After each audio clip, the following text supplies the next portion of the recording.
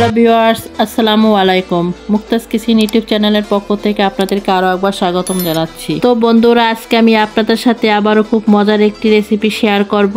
আমার আজকের রেসিপি হচ্ছে নতুন ছোট আলু দিয়ে আলুর দমের রেসিপি। শীতকালে ছোট আলুর এই দমটা খেতে খুবই সুস্বাদু মজার হয়ে থাকে। তবে শীতকালে এই আলুর দমটা আমরা সবাই একবার হলেও বাড়িতে ট্রাই করে থাকি। আর এই আলুর দমটা গরম সাদা ভাত, লুচি, পরোটা দিয়ে খেতে খুবই মজার হয়ে থাকে। আশা করছি আজকে আমার এই রেসিপিটি আপনাদের কাছেও ভালো লাগবে। তাহলে চলুন রেসিপিটি দেখে নেই। প্রথমে আমি আলুর দমের জন্য আলুগুলো সিদ্ধ করে নেব। সেই জন্য আমি একটি হাঁড়ি নিয়েছি। হাঁড়িটি চুলায় বসিয়ে আমি পরিমাণ মতো পানি দিয়ে দিচ্ছি আলুগুলো সিদ্ধ হওয়ার জন্য। এখন আমি এই পানির ভিতরে নতুন ছোট আলুগুলো দিয়ে দিব। আর আমি এই আলুগুলো আগ থেকে ছিলে ধুয়ে পরিষ্কার করে নিয়েছি। আর এখানে আমি প্রায় 1 কেজির একটু বেশি আলু নিয়েছি। আমি এখানে 1 কেজি পরিমাণ আলু নিয়েছি। আপনারা চাইলে এর থেকে কমও নিতে পারেন, আবার একটু বেশিও নিতে পারেন। আর আমি এই একই সাইজের ছোট আলুগুলো নিয়েছি। আপনারা চাইলে এর থেকে বড় যে আলুগুলো, সে আলুগুলো নিয়ে তারপর মাঝখান থেকে ফেরে 4 ভাগ করেও নিতে পারেন। এখন আমি এর ভিতরে দিয়ে দিচ্ছি 1 চামচ পরিমাণ লবণ। আর এই লবণটা দিয়ে আমি একটু নাড়াচাড়া করে তারপর ঢাকনা দিয়ে ঢেকে রান্না করে নিব। যতক্ষণ এই আলুটা সিদ্ধ হয়ে না আসবে সে পর্যন্ত অপেক্ষা করব। আমি প্রায় 30 মিনিট পর ঢাকনাটা তুলে নিলাম। আর একটি কাঁটা চামচ দিয়ে আপনাদেরকে আমি দেখিয়ে দিচ্ছি আলুগুলো ভালো করে সিদ্ধ হয়েছে কিনা। আলুগুলো খুব ভালো করে সিদ্ধ হয়ে গেছে। এখন আমি এই আলুগুলো তুলে একটা ছেঁকনিতে করে ছেঁকে নিব। আলুগুলো ছেঁকে নেওয়ার পর আলুগুলো একটু ঠান্ডা হয়ে আসলে আমি একটি কাঁটা চামচ দিয়ে এভাবে কেটে দিব।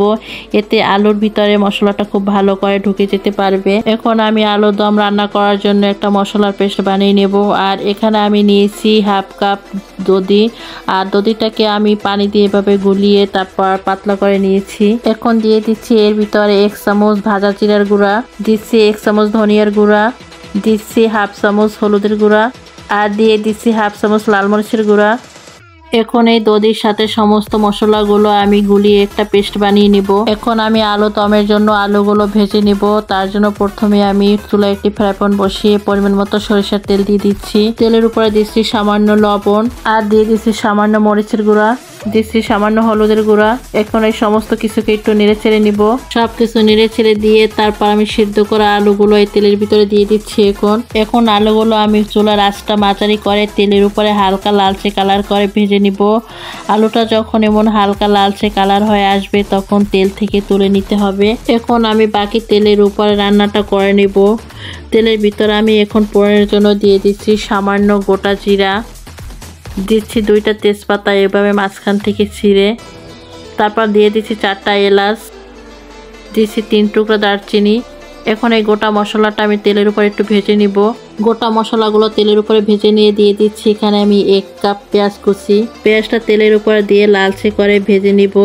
পেঁয়াজটা ভেজে দিয়ে দিচ্ছি এর মধ্যে 1 চামচ রসুন বাটা আর 1 চামচ আদা বাটা। আদা রসুনটা আমি পেঁয়াজের সাথে ভালো করে একটু ভেজে নিব, যাতে এই আদা রসুনের যে একটা কাঁচা ঘ্রাণ সেটা না থাকে। সেই জন্য এই আদা রসুনটা ভালো করে তেলের উপরে ভেজে নিতে হবে। আদা রসুনটা ভালো করে ভেজে নিয়ে এখন দিয়ে দিচ্ছি সেই মশলার পেস্টটা, যেটা আমি রান্না শুরু করার আগে করে নিয়েছি।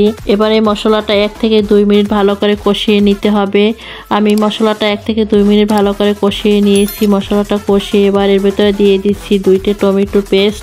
এই টমেটো পেস্টটা আমি আগেই করে রেখেছিলাম। আর দিয়ে দেব 2 চামচ টমেটো সস। টমেটো সসটা দিলে আলুর দমটা খেতে বেশি ভালো লাগে, তাই আপনারাও চেষ্টা করবেন এই আলুর দমটার ভিতরে 2 চামচ টমেটো সস দিতে। এখন এগুলো সব ভালো করে মিশিয়ে মশলাটার সাথে ভালো করে কষিয়ে নিতে হবে। মশলাটা আমি ভালো করে কষিয়ে নিয়েছি।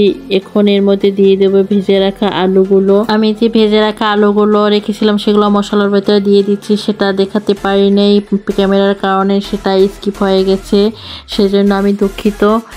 এখন আমি এর ভিতরে দিয়ে দিচ্ছি সামান্য চিনি আর দিয়ে দিচ্ছি সামান্য লবণ। আলুটা এখন আমি 5 থেকে 6 মিনিট মশলার সাথে কষিয়ে নিব। আলুটা দিয়ে অনবরত নেড়ে চেড়ে কষিয়ে নিতে হবে। আর খেয়াল রাখতে হবে মশলাটা যেন তলাতে লেগে না যায়। মশলার সাথে আলুটা ভালো করে কষিয়ে নিচ্ছি। এভাবে আলুর দমটা কষিয়ে নিলে আলুর ভিতরে খুব ভালো করে মশলাটা ঢুকতে পারে। এবার এর মধ্যে আমি অ্যাড করে দিব পরিমাণ মতো পানি। আমি এখানে প্রায় 2 কাপের মতো পানি অ্যাড করে দিব। এখন আমি পানিটা অ্যাড করে দিয়ে আলুটা ভালো করে মিশিয়ে দিচ্ছি আলুর সাথে। এবার এটাকে আমি ঢাকনা দিয়ে মিডিয়াম আঁচে 10 থেকে 15 মিনিট রান্না করে নিব। 15 মিনিট পর আমি ঢাকনাটা তুলে নিব। ঢাকনাটা তুলে আমি আলুগুলো খুব ভালো করে নেড়ে ছেড়ে দিচ্ছি। আর আমার এই আলুর দমটা অনেকটাই সিদ্ধ হয়ে গেছে। এখন উপর থেকে দিয়ে দিচ্ছি হাফ চামচ গরম মশলার গুঁড়া, আর দিয়ে দিচ্ছি 5-6টা কাঁচামরিচ উপর থেকে, দিচ্ছি কিছু ধনিয়া পাতা কুচি উপর থেকে দিয়ে দিচ্ছি। এখন সব কিছু আমি নেড়ে ছেড়ে আবারও ভালো করে মিশিয়ে দিচ্ছি। আমি এগুলো নেড়ে ছেড়ে ভালো করে মিশিয়ে দিয়ে আরও এই আলুর দমটা আমি 3 থেকে 4 মিনিট রান্না করে নেব ঢেকে। 3-4 মিনিট পর আমি ঢাকনাটা তুলে নিচ্ছি। আর এই আলুর দমটার জন্য আলুটা পারফেক্টভাবে সিদ্ধ হয়ে গেছে। এটাকে আমি একটুক্ষণ নেড়ে চেড়ে আরও ঝোলটা একটু টানিয়ে নেব, কারণ ঝোলটা একটু বেশি রয়ে গেছে, সেই জন্য আমি জাল দিয়ে ঝোলটা আরও একটু কমিয়ে নেব। 2-3 মিনিট আমি আলুর দমটা জাল দিয়ে ঝোলটা কমিয়ে নিয়েছি। আর এর থেকে বেশি আমি ঝোলটা কমাবো না, আমি ঝোলটা এমনই রেখে দিব, কারণ এটা ঠান্ডা হয়ে যাওয়ার পর আরও একটু ঘন হয়ে যাবে। তাই আমি এমন ঝোল থাকা অবস্থাতেই এটা নামিয়ে নেব চুলা থেকে। এটা আপনারা যেটার সাথে পরিবেশন করেন না কেন, লুচি, পরোটা বা সাদা রুটি, ভাত, একটু ঝোল থাকা অবস্থায় ভালো লাগে এটা খেতে। তাই এটা একটু ঝোল থাকা অবস্থায় চুলা থেকে নামিয়ে নেবেন। আমার আলুর দমটা একদমই রান্না হয়ে গেছে। এটা এখন চুলা থেকে আমি নামিয়ে নিচ্ছি। এটা এখন আমি আপনাদেরকে পরিবেশন করে দেখাচ্ছি। একদমই অসাধারণ, খুবই মজার ও টেস্টি একটি আলুর দম তৈরি হয়ে গেল। আপনারা অবশ্যই বাড়িতে একবার হলেও এভাবে ট্রাই করে দেখবেন। এটা খেতে অসম্ভব মজাদার হয়ে থাকে।